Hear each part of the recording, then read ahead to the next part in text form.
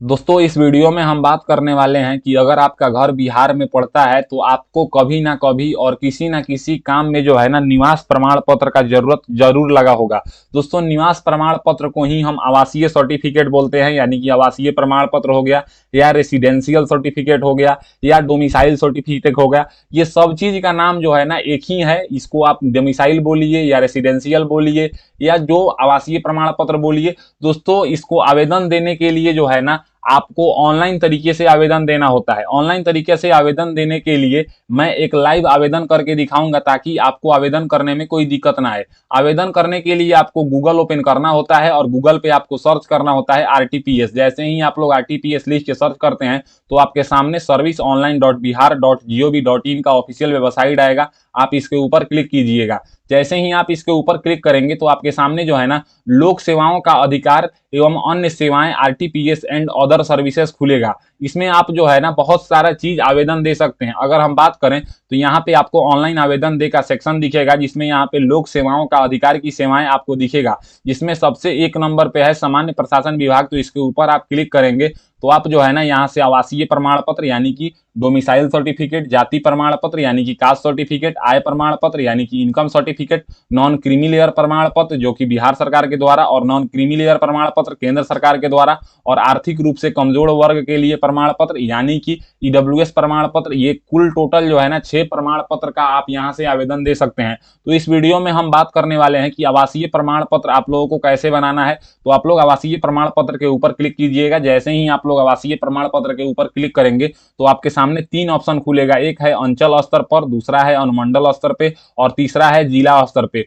अगर अंचल स्तर की हम बात करें तो जिसको आप राजस्व कर्मचारी बोलते हैं, इन्हीं के द्वारा अंचल स्तर पे अब सर्टिफिकेट इशू किया जाता है। पहले जो है वो सर्कल ऑफिसर के द्वारा सर्टिफिकेट बनाया जाता था। दूसरा है अनुमंडल स्तर पे, जिसको हम सब डिविजनल ऑफिसर पे बोलते हैं। ये अनुमंडल स्तर पे तभी बनेगा जब आप अंचल स्तर पे बना लेंगे। तीसरा है जिला स्तर पे यानी कि डिस्ट्रिक्ट मजिस्ट्रेट लेवल पे, ये तब बनेगा जब आप अनुमंडल स्तर पे बना लेंगे। यानी कि ये जिस क्रम से लिखा हुआ है ना उसी क्रम से आपका सर्टिफिकेट बनता है। तो सबसे पहले हम अंचल स्तर के ऊपर क्लिक करेंगे। जैसे ही हम अंचल स्तर के ऊपर क्लिक करेंगे तो हमारे सामने यहाँ पे आप देखिएगा तो फॉर्म 12 खुलेगा, जिसमें जो है ना निवास प्रमाण पत्र हेतु आवेदन पत्र राजस्व अधिकारी स्तर से, यही चीज यहाँ पे इंग्लिश में भी लिखा हुआ है, application form for issue of residential certificate for revenue officer level. यहाँ पे सबसे पहले आपको अपना जेंडर बताना है। अगर हम जेंडर की बात करें तो आप अगर पुरुष हैं तो पुरुष बताइएगा और महिला है तो यहाँ पे महिला में टिक कीजिएगा। उसके बाद यहाँ पे जो है ना आपको अभिवादन बताना है। अभिवादन जो है मेनली जो है निवास प्रमाण पत्र एक कैंडिडेट को जरूरत लगता है जो कि पढ़ाई कर रहे होते हैं, तो आपको यहाँ पे कोई अभिवादन नहीं ही सिलेक्ट करना है। उसके बाद यहाँ पे नेम ऑफ अप्लीकेंट, आपको अपना नाम जो है ना इंग्लिश में लिखना है। फिर यहाँ पे आवेदक आवेदिका का नाम जो है ना वो हिंदी में लिखना है। फिर यहाँ पे आपको जो है ना नेम ऑफ फादर यानी कि अपने पिताजी का नाम यहाँ पे इंग्लिश में लिखना है। और फिर यहाँ पे जो है ना आपको अपने पिता का नाम हिंदी में लिखना है। फिर यहाँ पे नेम ऑफ मदर यानी कि आपको अपने माँ का नाम इंग्लिश में लिखना है। और फिर यहाँ पे माता का नाम यानी कि अपने माँ का नाम यहाँ पे हिंदी में लिखना है। माँ का नाम लिखने के बाद यहाँ पे एक ऑप्शन है नेम ऑफ हस्बैंड। अगर आप एक मेल कैंडिडेट्स हैं यानी कि पुरुष हैं तो ये लिखने की कोई जरूरत नहीं है, क्योंकि यहाँ पे स्टार मार्क भी नहीं लगा हुआ है। हालांकि एक अगर फीमेल कैंडिडेट्स हैं और आपकी शादी हो चुकी है तो आपको यहाँ पे अपने पति का नाम जो है ना इंग्लिश में लिख देना है। और अगर आप अपनी पति का नाम यहाँ पे इंग्लिश में लिखती हैं तो आपको यहाँ पे अपने पति का नाम जो है ना हिंदी में लिखना होगा। फिर यहाँ पे आवेदक का मोबाइल संख्या, मोबाइल नंबर ऑफ अप्लीकेंट, ये भी आपको यहाँ पे फिल करना होगा। मोबाइल नंबर फिल करना इसलिए जरूरी होता है ताकि आपका सर्टिफिकेट बना है कि नहीं ये आपको मैसेज से पता चल जाता है। उसके बाद यहाँ पे आवेदक का ईमेल आईडी,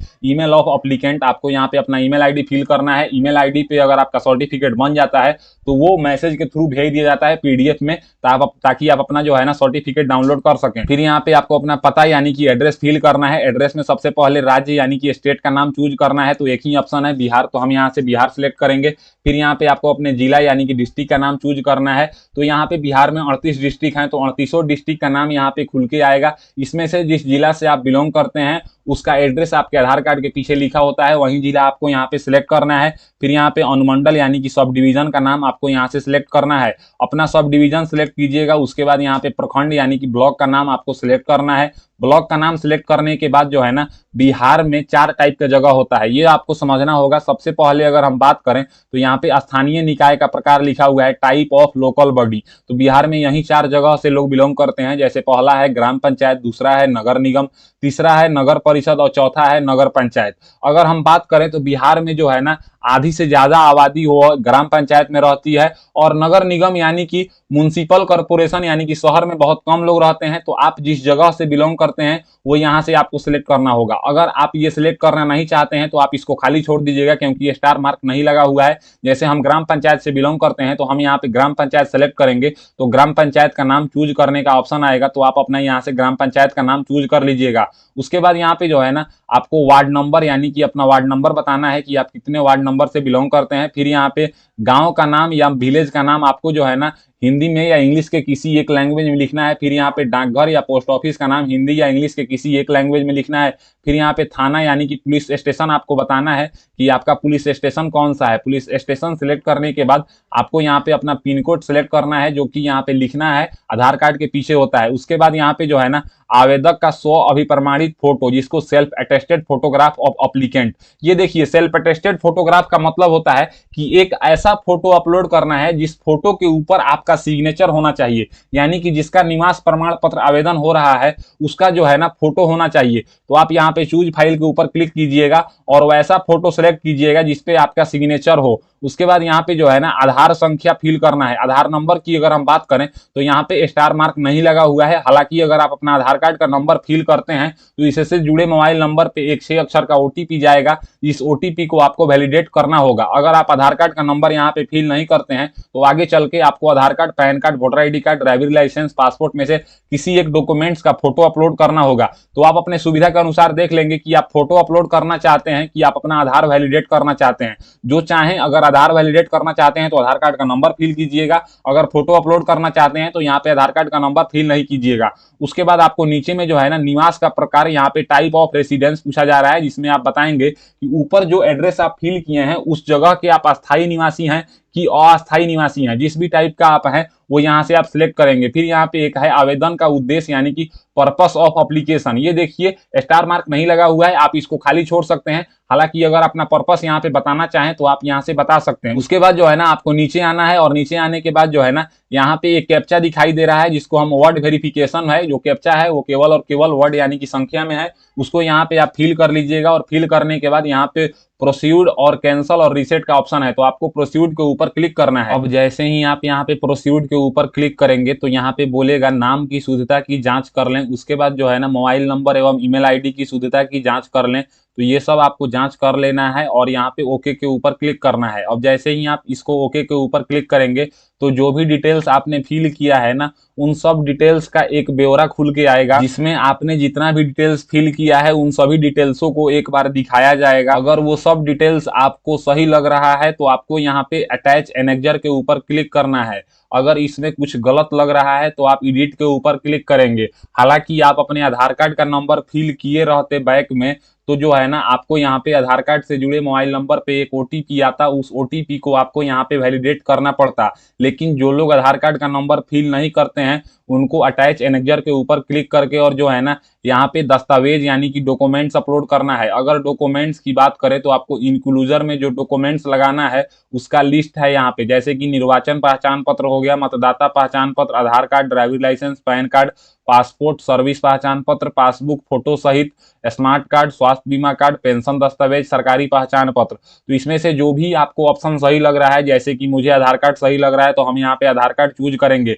यहाँ पे फाइल रेफरेंस वाले सेक्शन में जो है ना आपको आधार कार्ड का फोटो जो है वो 200 KB से कम का यहाँ पे सिलेक्ट कर लेना है।